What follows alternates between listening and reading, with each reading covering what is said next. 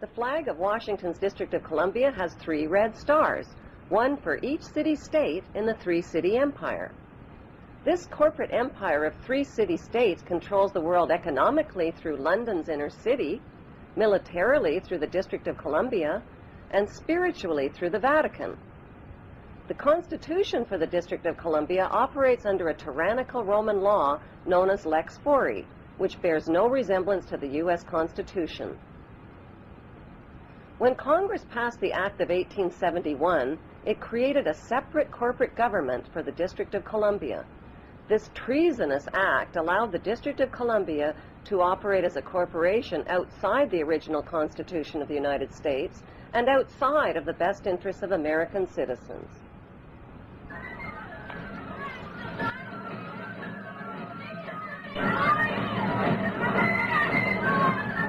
A sobering study of the signed treaties and charters between Britain and the United States exposes a shocking truth.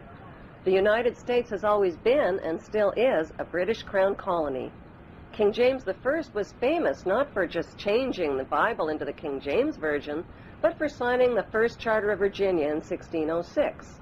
That charter granted America's British forefathers a license to settle and colonize America.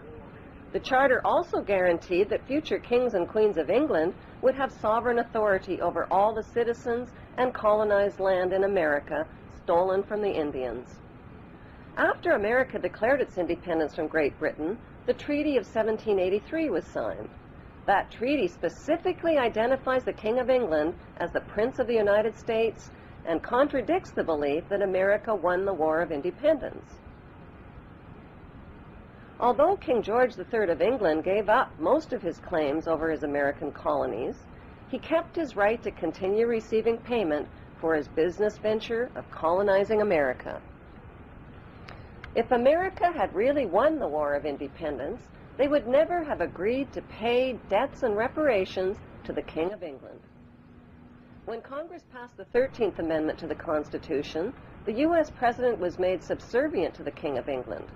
The 13th Amendment is called the Title of Nobility Amendment and forbids U.S. presidents and their officials from using royal titles like king or prince or baron. For some mysterious reason, the 13th Amendment, which was ratified in 1810, no longer appears on current copies of the Constitution.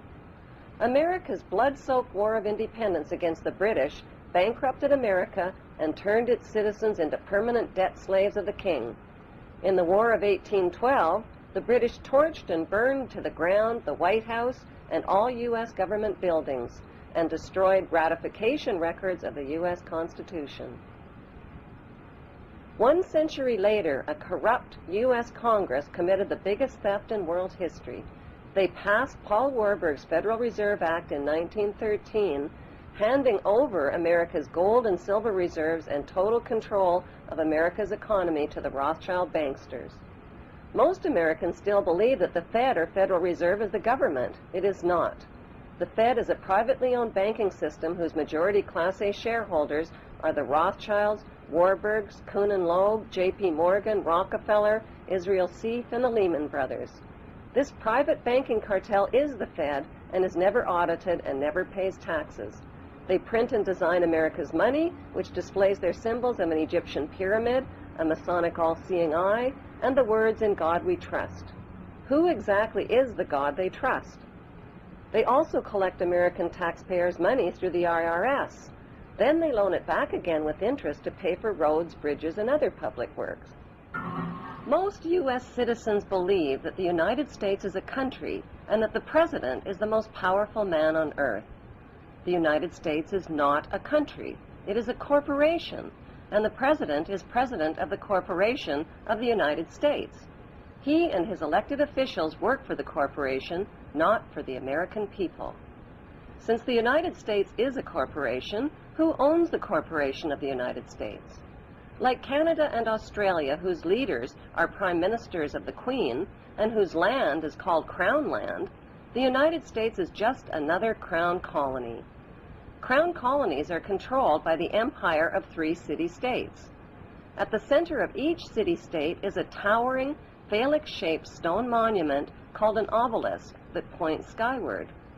In D.C. city-state, the obelisk, known as the Washington Monument, was dedicated to Freemason George Washington by the Freemason Grand Lodge of the District of Columbia. The secretive Brotherhood of Freemasons laid the Washington obelisk's cornerstone in 1848 and contributed 22 Masonic memorial stones. 250 Masonic lodges financed the Washington Monument obelisk, including the Knights Templar Masonic Order. At the heart of London city-state is a 187-ton, 69-foot-tall Egyptian obelisk called Cleopatra's Needle. It was transported from Egypt and erected on the banks of the River Thames. In Vatican City, another Egyptian obelisk towers high above St. Peter's Square.